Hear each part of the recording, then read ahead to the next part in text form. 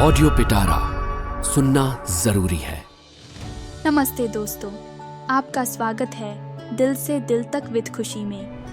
बेहतरीन love stories को सुनने के लिए मेरे चैनल को सब्सक्राइब करें और बेल आइकन को दबाना न भूलें ताकि आपको हर अपडेट मिलता रहे। नमस्ते दोस्तों, दिल से दिल तक में आपका स्वागत है। कुछ ही हफ्तों में अंजलि ने अपनी पहली एकल ट्रैवल फोटोग्राफी ट्रिप की तैयारियां पूरी कर ली थीं।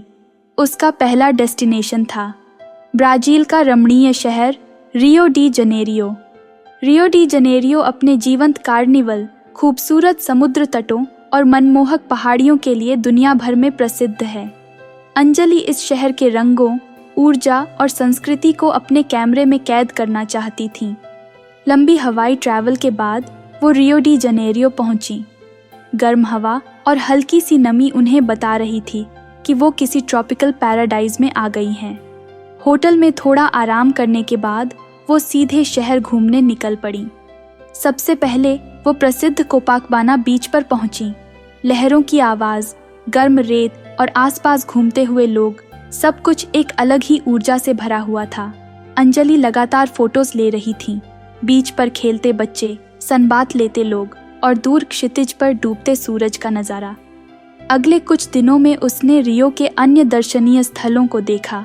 उसने विशाल क्राइस्ट द रिडीमर की मूर्ति के सामने खड़े होकर फोटोज लीं। उसने रंगीन संभा डांस देखकर उसका उत्साह अपने कैमरे में कैद किया। उसने फेवेलस की रंगीन झुग्गी बस्तियों में जाकर वहां रहने वाले लोगों से बातचीत की और उनकी फोटोज लीं। रियो की हर चीज़ अंजलि को अचंभित कर रही थी। यहाँ तक कि सड़कों पर चलते हुए लोगों के पहनावे, दुकानों में सजी वस्तुएं और हर जगह बजते हुए संगीत में भी एक अलग ही रंग, एक अलग ही कहानी छिपी हुई थी। एक शाम वो एक लोकल फोटोग्राफर से मिली जिसने उन्हें रियो के छिपे हुए खूबसूरत कोनों को दिखाने की पेशकश की। अगले दिन वो साथ में सांता टेरेसा के आकर्षक पड़ोस और उर्का के शांत समुद्र तट पर घूमने गए। स्थानीय फोटोग्राफर ने अंजलि को रियो की संस्कृति के बारे में बहुत कुछ बताया।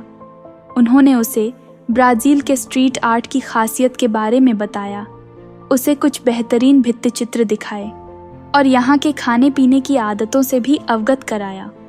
रियो में बिताया हुआ हर पल अंजलि के लिए किसी अनुभव से कम नहीं था। वो न सिर्फ खूबसूरत फोटोज ले रही थीं, बल्कि रियो की संस्कृति को भी गहराई से समझ रही थीं। अंत में जाने का वक्त आ गया। रियो एयरपोर्ट पर खड़ी होकर अंजलि पीछे मुड़कर इस खूबसूरत शहर को एक आखिरी बार देख रही थी। उसके मन में थोड़ी उदासी थी, लेकिन साथ ही एक उत्साह भी था। ये उनकी ट्रैवल की सिर्फ शुरुआत थी।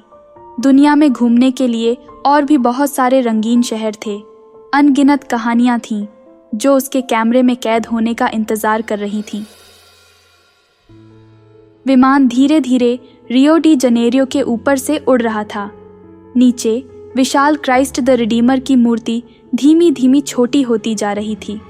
अंजलि ने एक आखिरी बार खिड़की से बाहर देखा और फिर वापस अपनी सीट पर आ गई।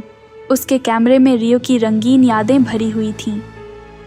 कोपाकाबाना बीच पर हंसते बच्चे, लहराते झंडों के साथ नाचती हुई संभा परेड, फेवेलस की रंगीन गलियां और सांता टेरेसा की कलात्मक सड़कें। रियो से निकलने का दुख तो था, मगर मन में एक अलग ही उत्साह भी था। ये तो उसके ट्रैवल की शुरुआत थी।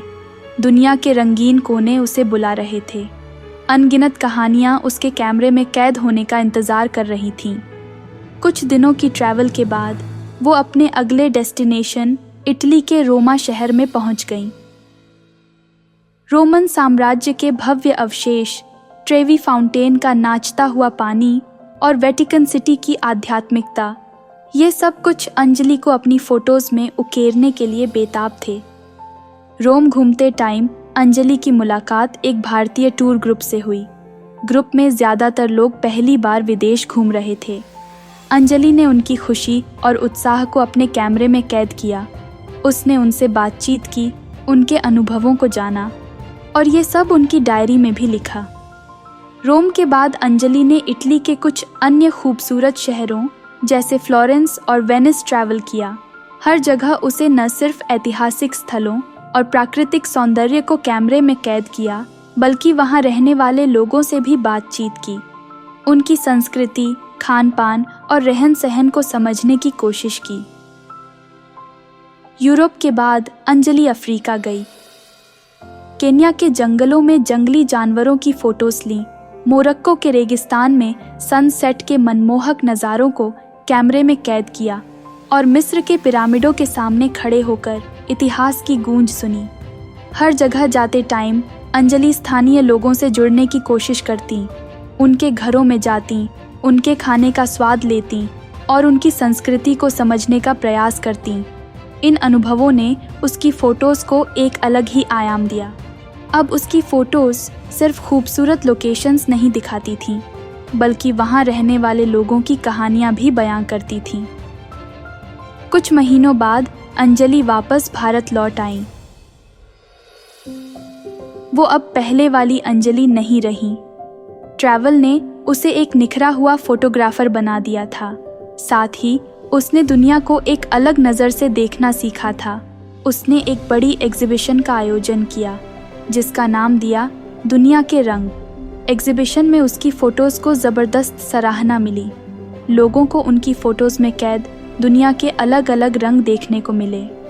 अंजलि अब एक सफल ट्रैवल फोटोग्राफर थीं। उनके काम को कई अंतर्राष्ट्रीय मैगजीनों में पब्लिश किया गया।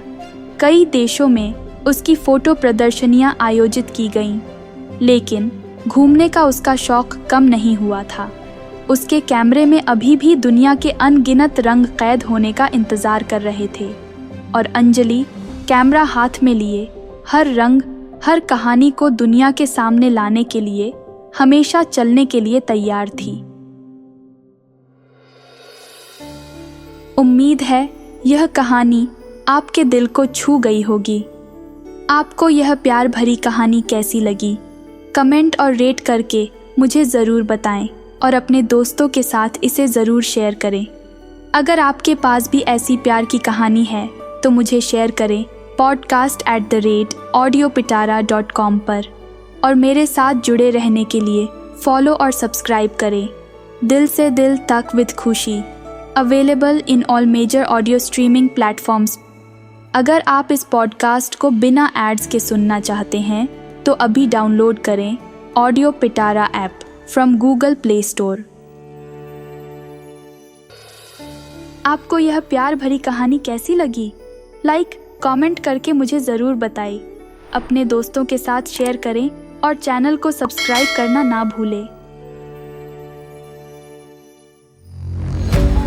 ऑडियो पिटारा सुनना जरूरी है।